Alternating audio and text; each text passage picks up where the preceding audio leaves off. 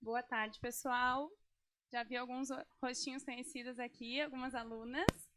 E hoje eu trouxe, então, esse assunto que, como o Sandro falou, muitas vezes é um vilão, que muita gente tem medo da rino. Para falar bem a verdade, a minha primeira experiência com rinomodelação foi meio traumática, assim, lá quando eu aprendi. E eu já contei para minhas alunas também, que em função disso, eu sou uma pessoa que me desafio demais. E eu rodei o Brasil inteiro para descobrir todas as técnicas possíveis para encontrar uma segura, que eu me sentisse segura, que eu brinco que eu deito a cabeça de noite no travesseiro e durmo, né? Porque é isso que é importante, a gente fazer um procedimento que a gente libere o paciente e tenha certeza que a gente vai ter um resultado de excelência e com segurança, né? E eu trouxe para vocês, então, um pouquinho sobre esse assunto que é o meu queridinho, assim, é o que eu vivo. Eu respiro rinomodelação todos os dias. Para começar, eu preciso falar, então, sobre beleza, né? Porque quando a gente fala de qualquer assunto da harmonização... Ui, tá dando interferência? Para cá? Para cá. Tá.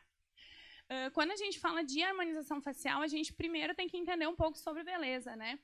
E a beleza, ela é muito difícil, torna-se cada vez mais difícil a gente falar sobre beleza atual. Porque a beleza, o belo, né, está nos olhos de quem vê. Então, o que é bonito para mim, talvez parcialmente para vocês, outra pessoa concorde, outra discorde. Então, isso a gente sempre tem que pensar, que nós temos técnicas de visagismo facial, nós temos muitas ferramentas para chegar a um resultado de excelência e muita técnica, mas antes de tudo a gente tem que pensar na beleza como uma coisa mesmo subjetiva, né? E ela está totalmente ligada a tendências e a fatores genéticos e culturais. Quando a gente fala de rinomodelação em específico, os fatores culturais estão totalmente envolvidos nisso. Nós temos muitos tipos de narizes presentes, né? A gente precisa saber tratar eles individualmente, porque a gente não vai conseguir chegar no mesmo resultado com todos eles. E a gente sempre tem que seguir o caminho, né, do questionamento e não da resposta pronta. Como assim?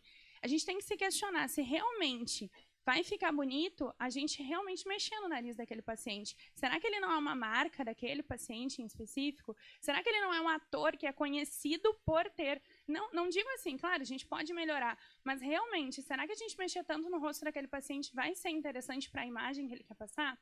Então, tudo isso a gente precisa se questionar, né? E a beleza, como eu disse, está nos olhos de quem vê. Então, a gente sempre tem que se questionar antes de tudo, né? E pensar, realmente, vai ficar bonito? Entre tantos milhões de rostos, não deve haver nenhum igual. Isso a gente sempre tem que pensar. Fora a padronização de rostos, fora aquela coisa que tem que ser todo mundo igual, isso não pode acontecer mais. E quando, eu deixei aqui um QR Code, se vocês quiserem, sobre um artigo de perfiloplastia, para vocês estudarem depois. Quem é minha aluna já sabe que minha aula é cheia de QR Code, porque eu tenho que ter um conhecimento continuado, né? E quando a gente fala de nariz, eu não posso deixar de falar da perfiloplastia, que são os procedimentos que vão auxiliar numa melhora global do perfil do paciente, porque o nariz é apenas um elemento deles. A gente precisa pensar também em lábios e mento, em queixo. Deixa eu sair daqui.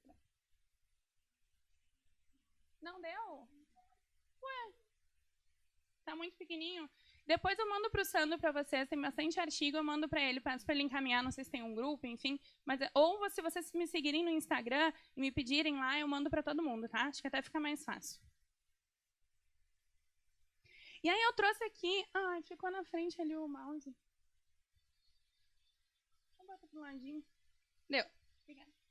Eu trouxe aqui, eu quero só ver se está todo mundo vendo igualzinho. Essa imagem aqui, vocês concordam que é a mesma imagem, né? Tá todo mundo vendo a mesma coisa. É Ctrl+C, Ctrl+V, né? Igualzinho. Pois bem. Quando a gente muda, o nariz não parece maior?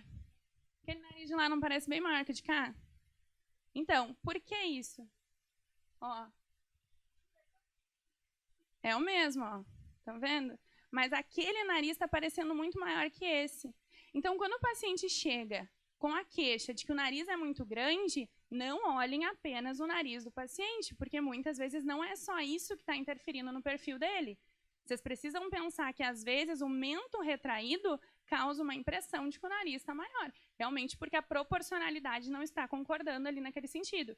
Então, Muitas vezes a gente não vai fazer só a rinomodelação, a gente vai fazer um preenchimento de mento, de queixo, ou, em alguns casos, a gente nem vai mexer no nariz. E a gente diz para o paciente, aquieta teu facho, que não é teu nariz que é grande, é teu queixo que é pequenininho. Então a gente precisa pensar nisso. E aí, quando a gente fala de biotipos faciais, a gente pode pensar numa visão de perfil em 3 principais biotipos que esse paciente pode ter. Ele pode ser um paciente classe 1. Tem aqui? Não tem. Ele pode ser um paciente classe 1, onde a relação dele de nariz, lábio e queixo está proporcional. Então, necessariamente não tem necessidade de diminuir ou aumentar aquele queixo, e aquele nariz está proporcional também. Isso não significa que a gente não possa empinar a pontinha, que a pontinha, quando ele sorri ou quando ele fala, não baixe. A gente tem aquele paciente classe 2, que é o paciente que vai ter uma retração de queixo e que muitas vezes o nariz vai parecer grande. Não que não seja, mas prestem atenção nesses detalhes também. Uma sugestão que eu dou para vocês, quando o paciente tem essa retração no mento, prestem atenção, isso não está em nenhum livro, isso é prática clínica. Muitas vezes existe uma deficiência no lábio inferior, onde ele também é mais retraído, e a gente pode pensar em preencher esse lábio inferior e o mento, e trazer uma melhora no perfil do paciente, de forma global. E a gente tem aquele paciente que é classe 3. Bom, paciente classe 3, eu sou biomédica, mas a gente vai indicar para um colega cirurgião bucomaxilofacial, dentista, para que ele trate esse paciente, né? Eu sempre digo que quando a gente tem um tratamento multidisciplinar, a gente chega em resultados melhores, né? Quem é minha aluna sabe que eu digo que a gente tem um exército de profissionais harmonizadores e que todo mundo é a mesma coisa, independente da graduação que a gente teve lá na faculdade. E esse paciente classe 3, ele vai chegar reclamando, né, do mento muito projetado. Uma sugestão também que eu dou, é um bônus, a gente está falando de rinomodelação, mas falando de perfil, né, a gente pode falar também do mento. Esse paciente classe 3, ele vai ter retração na pré-maxila também, e o malar dele. Então, quando a gente faz um preenchimento em pré-maxila e malar, a gente melhora um pouco essa desproporção. Eu vou diminuir o queixo dele? Não vou, continua sendo um caso cirúrgico, mas eu vou conseguir trazer um benefício na medida do possível.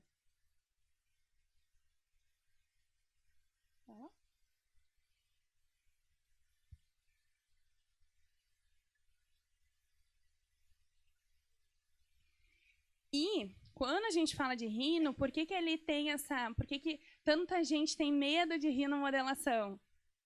Por causa da anatomia, né? É uma região de altíssimo risco.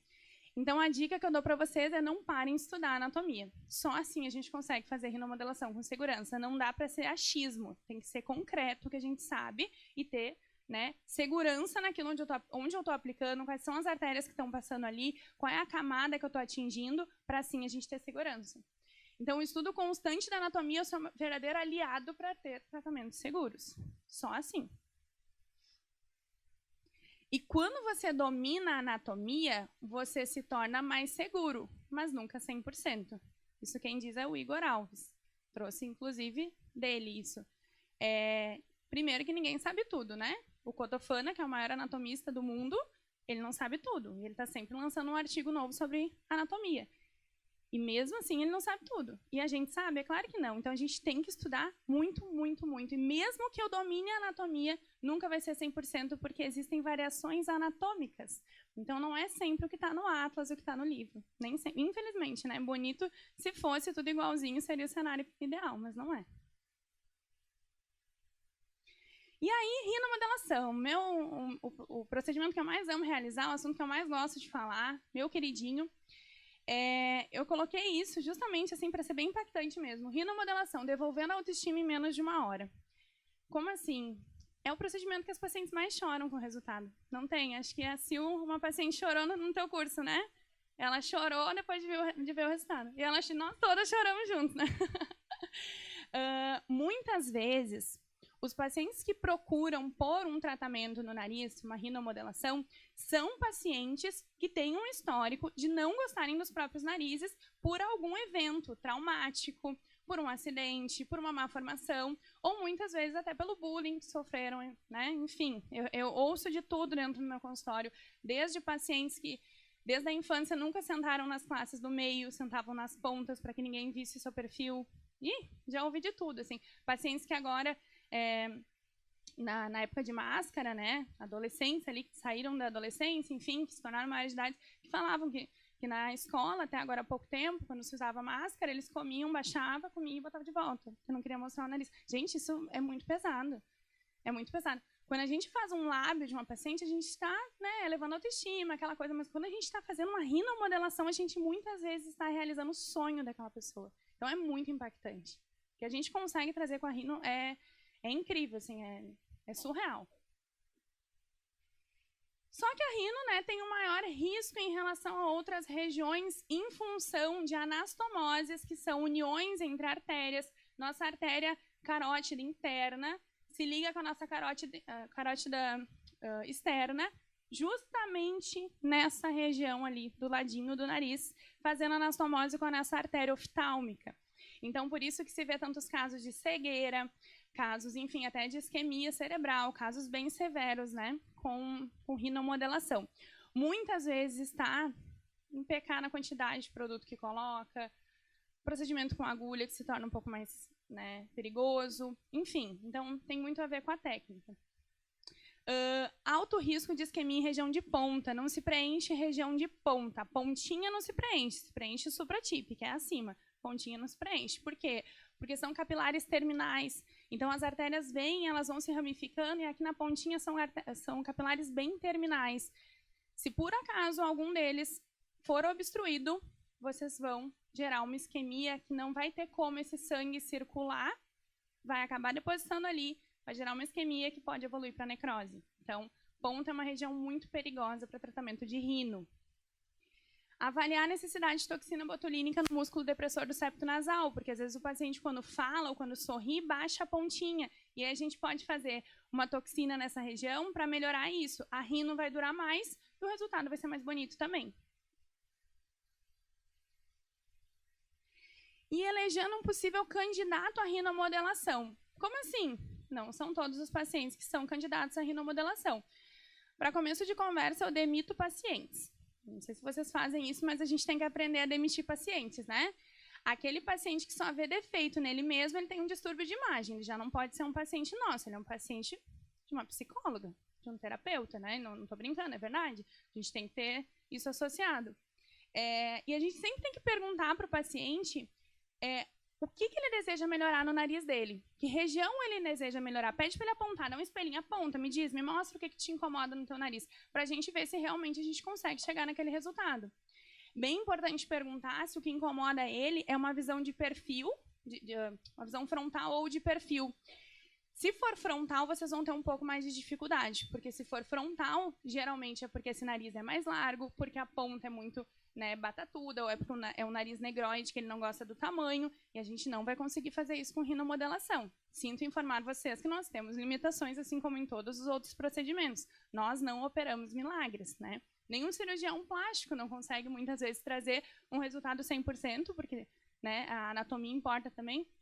Então é importante pensar nisso. Se for de perfil, sim, porque geralmente é porque a ponta é caída ou porque a giba é muito elevada, e a gente consegue ter um resultado muitas vezes bem satisfatório.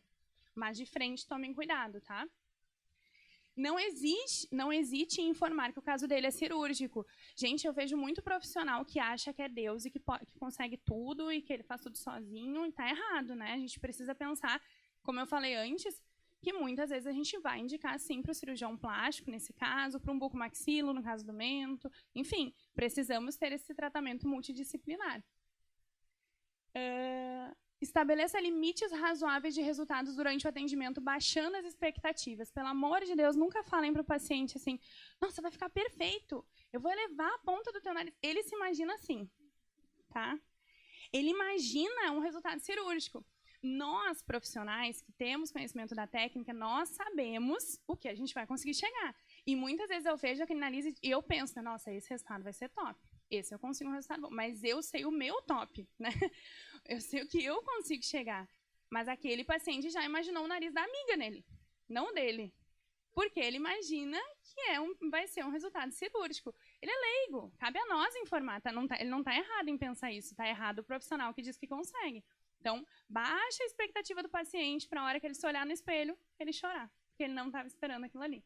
Imaginar que ele vai dar uma melhoradinha no nariz. Mas, na verdade, mudou um monte. Mas, assim, a gente consegue, né, ter esse resultado mais assertivo e não frustrar um paciente.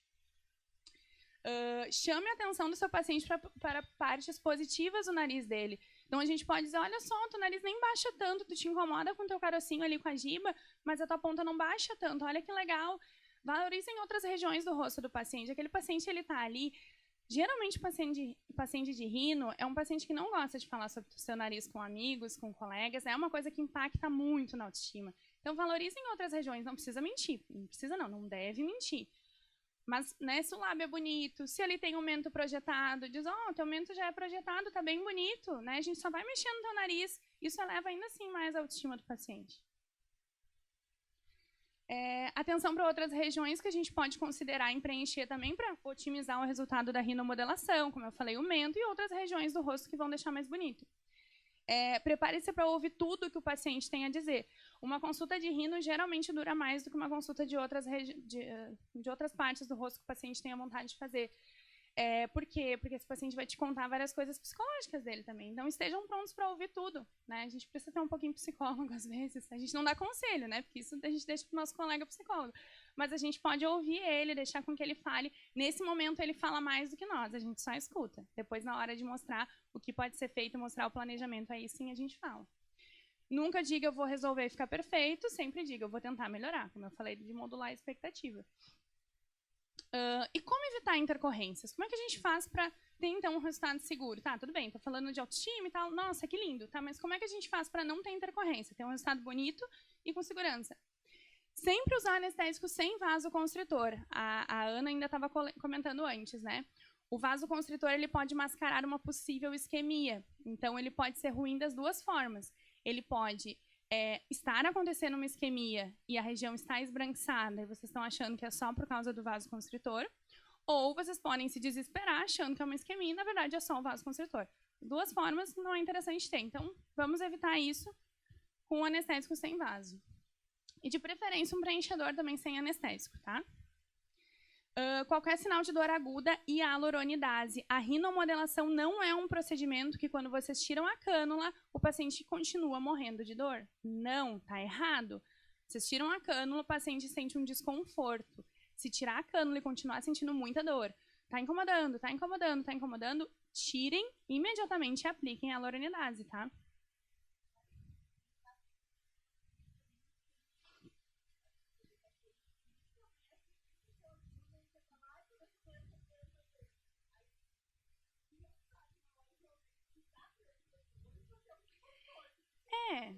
Mas a gente sabe quando é frescura. A gente sabe. A gente sabe. Geralmente na consulta eu pergunto, como é a tua sensibilidade à dor? Se o paciente diz, nossa, sinto muita dor. Tá, ele é fresco, já sabe. Tudo bem, tem um monte de fresco, né? Ele é fresco. Tu tem que... exato. Tu nem botou a cânula, o paciente tá gritando. É frescura, né?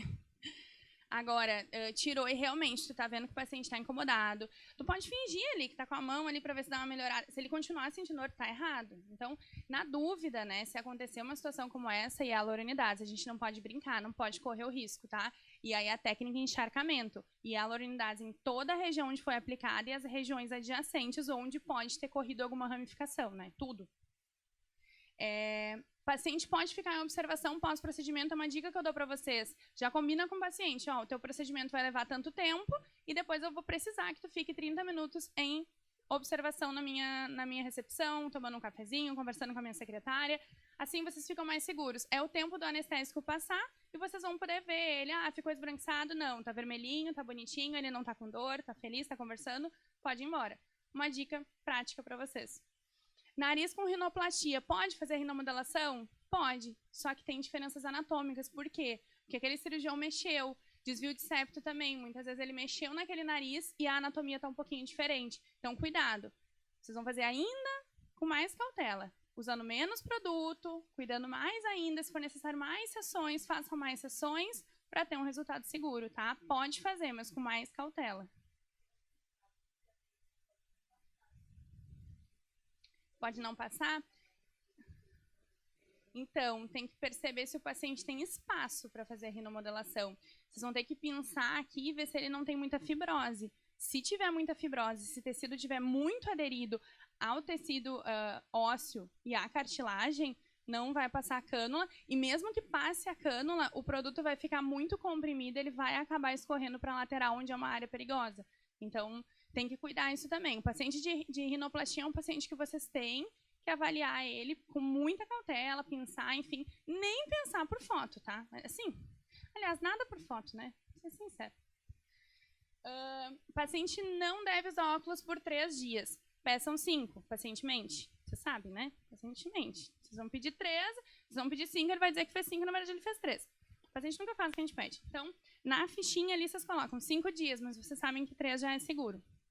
Não ficar massageando a região, não mexer. Eu não coloco micropore, não mexo, deixo livre ali, porque qualquer sinal não vai estar coberto, vai conseguir ver se está acontecendo algum sinal de risco ali.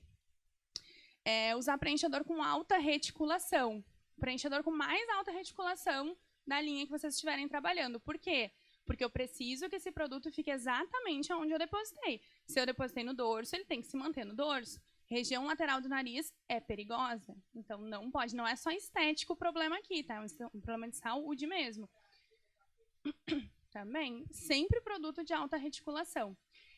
Às vezes o profissional, no intuito de, eu vou usar um produto menos denso porque é menos perigoso, não vai comprimir. O que eu fiz? Tá. Não vai comprimir. Né? Vou usar um produto menos denso. Não, aí que tá o perigo. Não façam isso. É um produto bem reticulado, tá? Para rinomodelação. Rinomodelação é um tratamento. Isso vai ser explicado para o paciente na consulta. Vocês vão dizer, olha, tu vai vir aqui pelo menos 2 vezes, talvez uma 3ª vez, para a gente chegar no resultado seguro. Vocês determinam o que vai ser feito, não é o paciente. Então, não queiram entregar um resultado de uma vez só, se pode ser perigoso. Por isso que eu digo que eu deito minha cabeça no travesseiro, porque eu faço várias coisas que me mantêm mais segura. Estou dizendo que eu não corro risco de nunca ter uma isquemia? Não.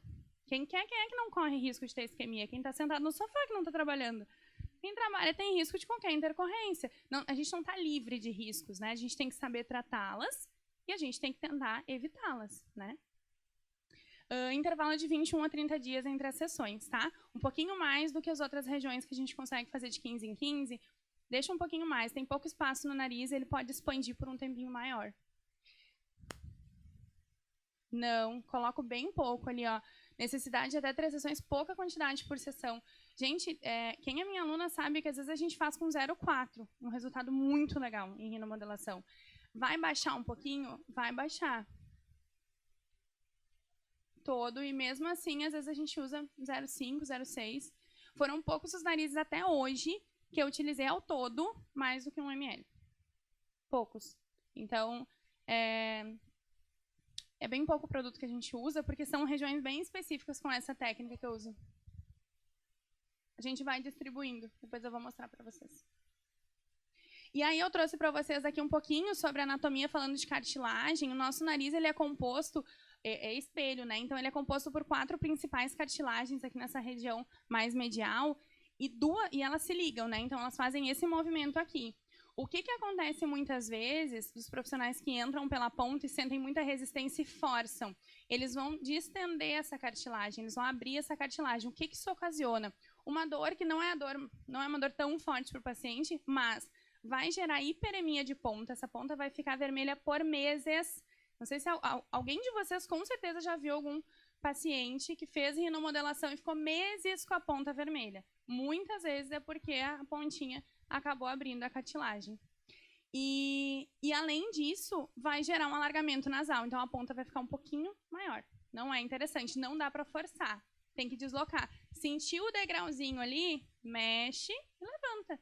Eu sempre digo que rino não é força, é jeito. É jeitinho. Vocês têm que conduzir a cânula e pedir licença aos tecidos para ir entrando. Ó, então ele tem essas 2 cartilagens aqui. Se vocês entrarem aqui, vocês vão acabar abrindo essas 2 cartilagens, vocês vão estender o tecido, estender as cartilagens aqui, vão gerar um alargamento nasal. E a técnica, que é o que vocês querem saber, né? Bom, a técnica que eu utilizo, a gente faz 3 pertuitos, tá? Eu não gosto muito, não utilizo muito a técnica convencional de rino, onde um pertuito só vai até lá atrás na giba. Por quê? Eu gosto de fazer uma analogia bem grossa, mas bem fácil de entender, que eu faço para os meus alunos. A gente tem uma gelatina na geladeira. Se eu enfiar um canudo ali, eu vou abrir um espaço naquela gelatina. Ele não vai fechar depois. Então, isso é o tecido subcutâneo do nariz.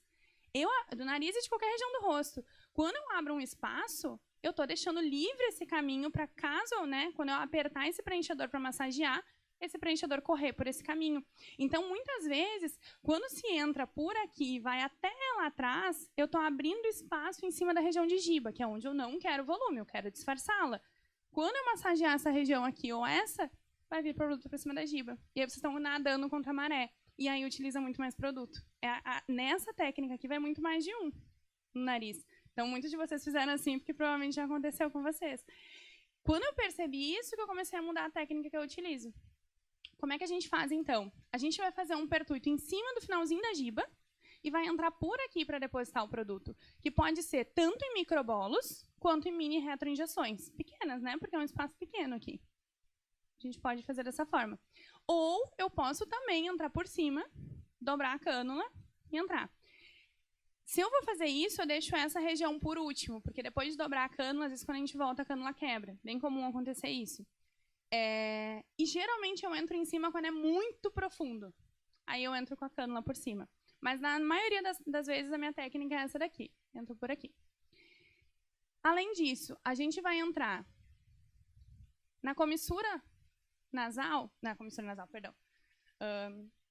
Para a columela, a gente vai trabalhar entrando pelo lado. Então, eu vou entrar pelo lado, vou até o meio e vou girar. Aqui eu vou fazer o que eu digo que é um pezinho de galinha. Eu vou depositar 01, 01, 01. Geralmente, tá? Não é via de regra. Mas, geralmente, o máximo que eu deposito aqui é 0,3 nessa região, se precisa muito. Como assim? Sim, a gente vai entrar por aqui,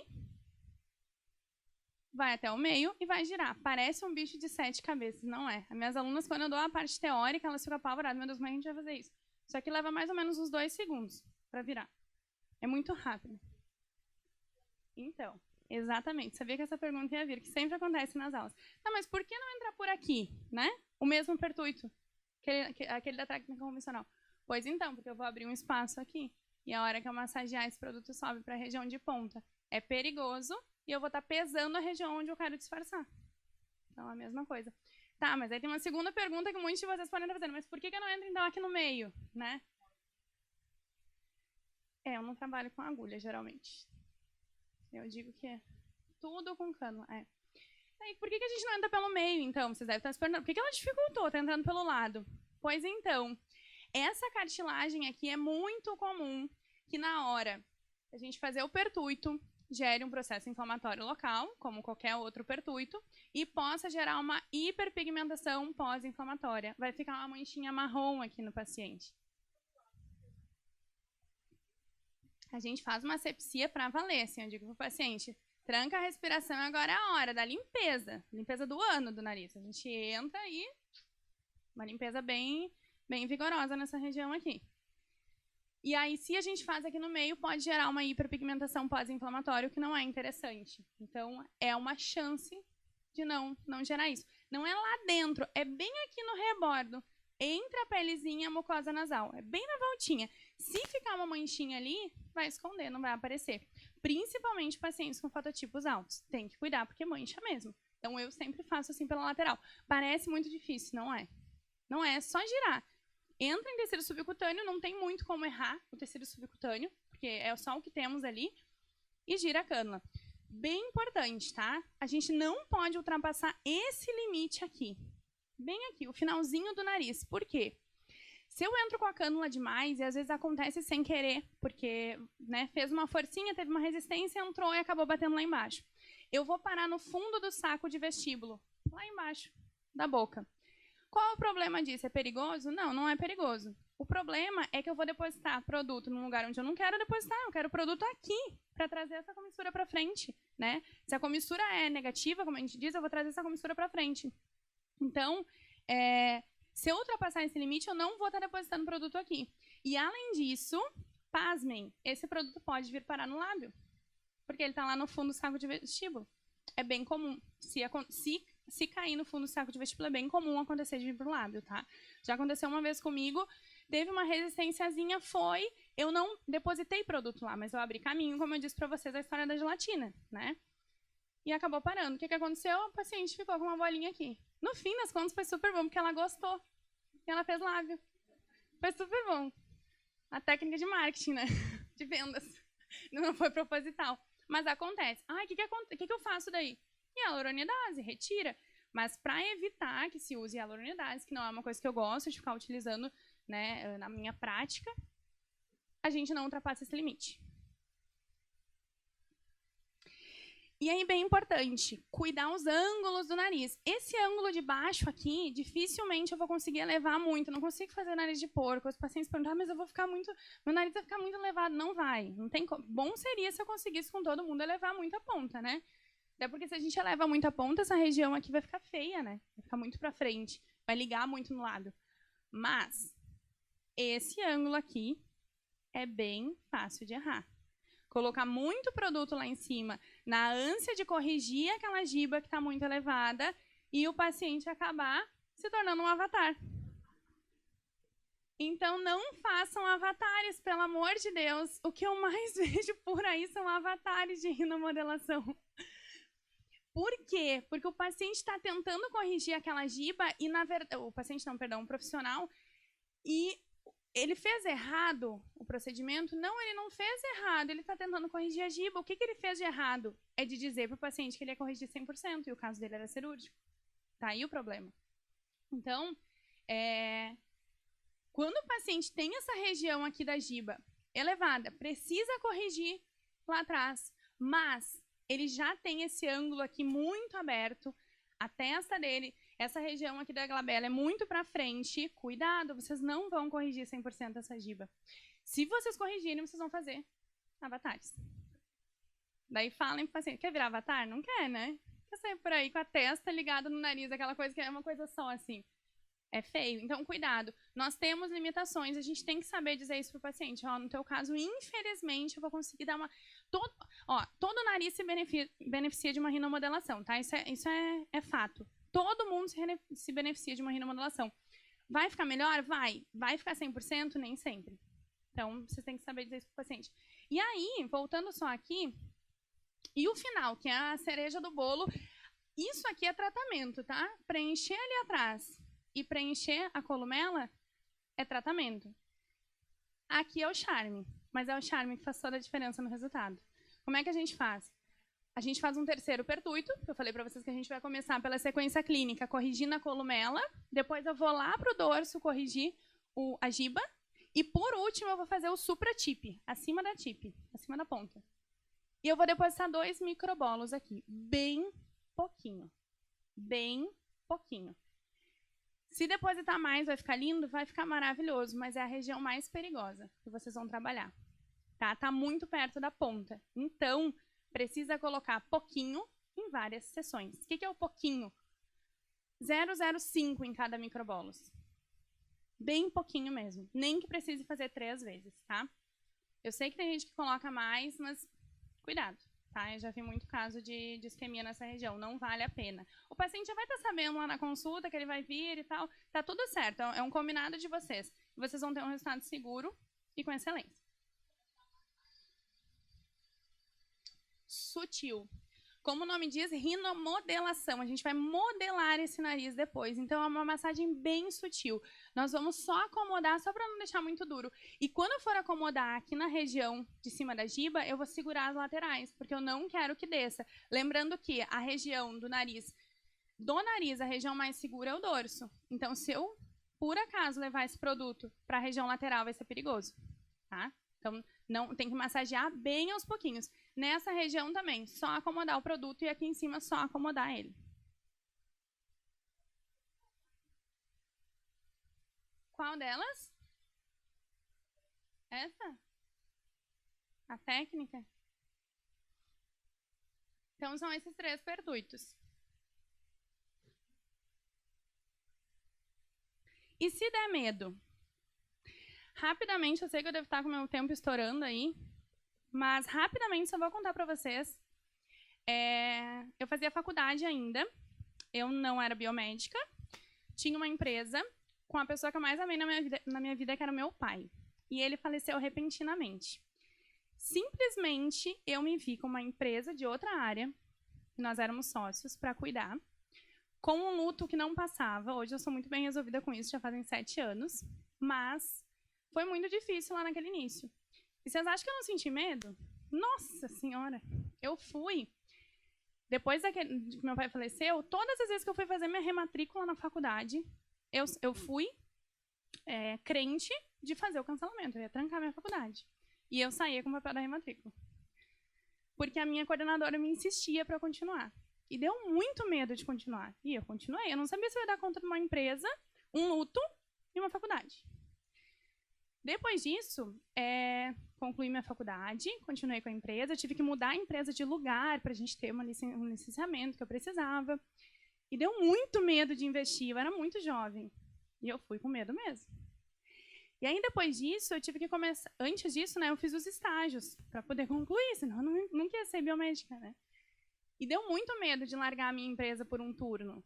E eu fui com medo mesmo. E aí, depois disso, eu tive que largar definitivamente a minha empresa para apostar no meu consultório.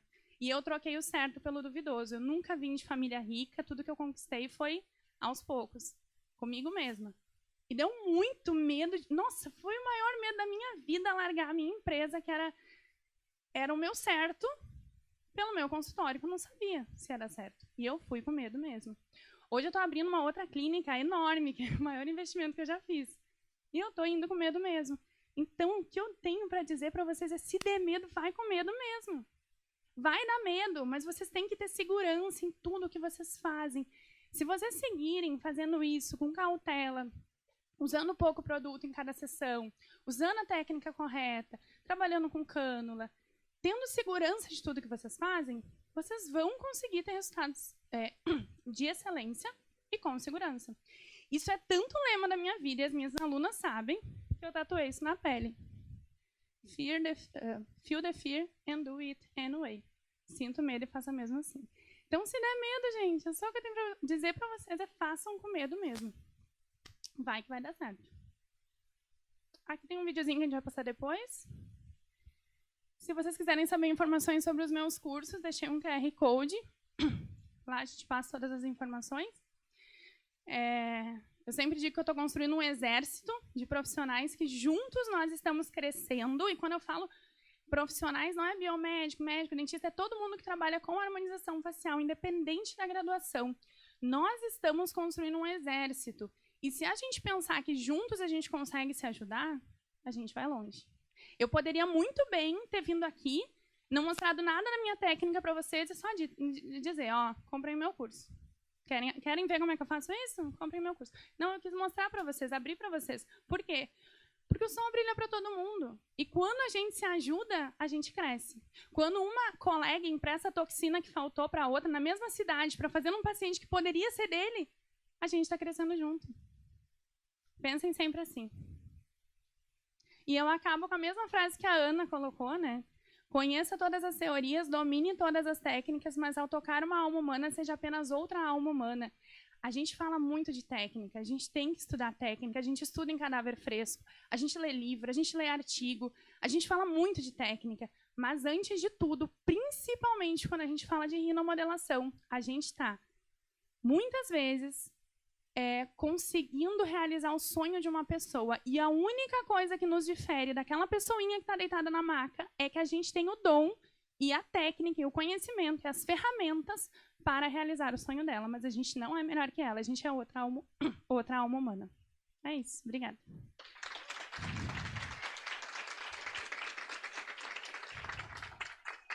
E eu só vou trazer para vocês aqui um videozinho que era para ter rolado antes e não deu, que é de alguns resultados de rino.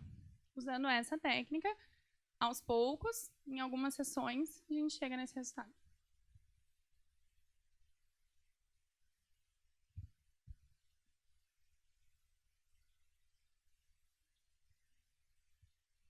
Não deu.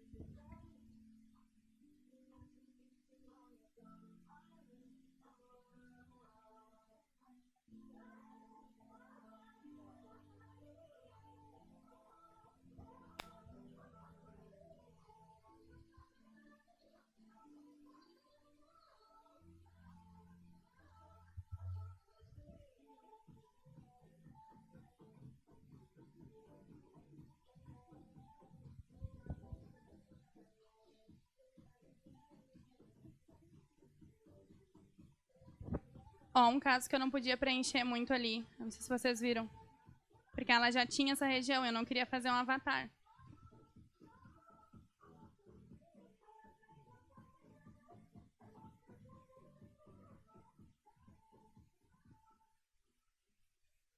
É isso, gente. Muito obrigada por ter esperado até o final.